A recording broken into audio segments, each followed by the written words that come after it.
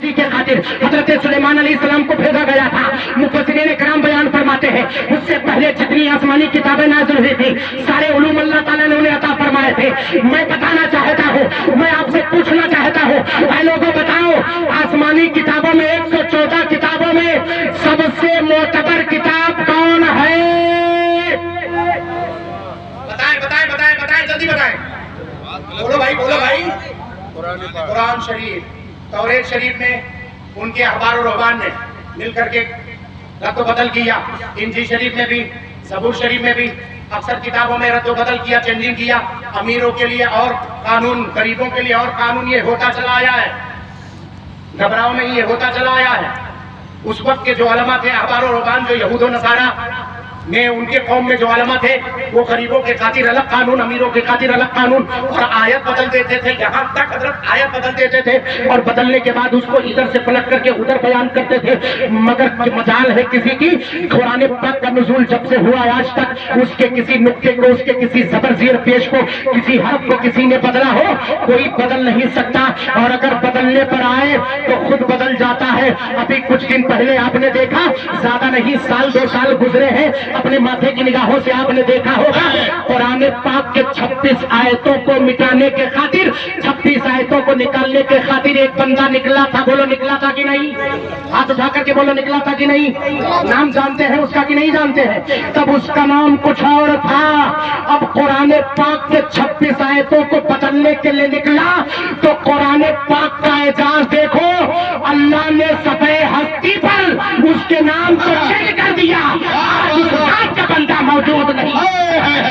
نعرہ تکبیر, نعرہ رسالت, مسلک اعلی حضرت, تحفظ ناموس رسالت.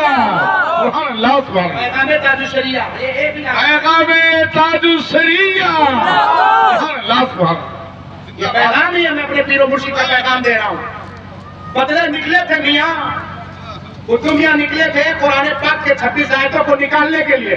پتہ چلا اپنے مذہب سے خود ہی خارج ہو گئے, نکل گئے, نکال دیے گئے. پتہ ہی نہیں چلا آج تک. پتہ نہیں کہ اب کہاں ہے جناب والا, کہاں موجود ہے, کس جگہ, کس حالت میں موجود ہے. لہذا سن لو, معین الدین اظہری کا اعلان ہے, قرآن پاک پر کوئی انگلی اٹھانے کی کوشش نہ کرے, کیونکہ اس کی حفاظت کا ذمہ کسی انسان نے لیا ہوتا تو میں تنبیہ نہیں کرتا. قسم اس خدائے بادھول شریف کی جس کے قبضے قدرت میں ہم سب کی جان ہے, اس کی حفاظت کا ذمہ میرے پروردگار نے لیا ہے. فرمایا انا نحن نزلنا الذکر وانا لہ لحافظون. ہم نے اس قرآن کو نازل کیا, اس کی حفاظت کا ذمہ ہم ہی لیتے ہیں. میرے مولا نے حفاظت کا ذمہ لیا ہے. کوئی چاہ کر بھی ایک نقطے کو بھی ادھر سے ادھر نہیں کر سکتا ہے. میرے پاس اتنا وقت نہیں کہ آپ کو میں نقطہ سمجھاؤں, ورنہ نقطے کی مثال میرے پاس بہت ساری ہے. بس اس مفہوم کو واضح کیے دیتا ہوں اور مفہوم سمجھ لو, آپ کو پتہ چل جائے. اپنے بیٹوں کو تعلیم مصطفیٰ سکھاؤ, سب سے پہلے تعلیم مصطفیٰ سکھاؤ. عالم بنا دو اسے, کم سے کم قرآن اور حدیث کا مفہوم اسے سکھا دو. اسے پتہ چل جائے باپ کا مرتبہ کیا ہے, اسے پتہ چل جائے ماں کا مرتبہ کیا ہے, اسے پتہ چل جائے بہن کسے کہتے ہیں, اسے پتہ چل جائے بیوی کے حقوق کیا ہے, اسے پتہ چل جائے کہ آخر خاندانی حقوق کیا ہے, اسے پتہ چل جائے معاشرے کے حقوق کیا ہے, اسے پتہ چل جائے کہ اسلامی معاشرے میں جینا کیسے ہے, اسے پتہ چل جائے ہندوستانی معاشرے میں جینا کیسے ہے. ارے زندگی گزارنے کا جب سلیقہ پتہ ہو جائے تب اس کے بعد آگے بڑھو. اسے ڈاکٹر بناؤ, قرآن نے منع نہیں کیا ہے. اسے انجینئر بناؤ, قرآن نے منع نہیں کیا ہے. اسے آرکیٹیکٹ بناؤ, قرآن نے منع نہیں کیا ہے. اسے چاہو تو آپ جرنلسٹ بناؤ, قرآن نے منع نہیں کیا ہے. اسے سائنٹسٹ بناؤ, قرآن نے منع نہیں کیا ہے. قرآن کا تو اعلان ہے جتنے علوم ہیں سکھاتے چلے جاؤ, کیونکہ سارے علوم قرآن پاک میں پروردگار نے رکھ دیے ہیں. سیکھتے چلے جاؤ, سارے علوم تمہارے سینے میں. سبحان اللہ, سبحان اللہ بے شک, سبحان اللہ بے شک. قرآن پاک ہے تبیان لکل شیء, ہر چیز کا بیان قرآن پاک میں. ولا رتب ولا یابس الا فی کتاب مبین, ہر خشک و تر قرآن پاک میں موجود ہے. سب موجود ہے, ڈھونڈنا چاہیے. ڈھونڈنے والے تو اب ٹکٹ لے کر کے ممبئی اور سعودیہ اور چنئی کمانے جاتے ہیں. جن قوم کو ڈھونڈنا چاہیے, جس قوم کے پاس قرآن پاک, قسم خدا کی,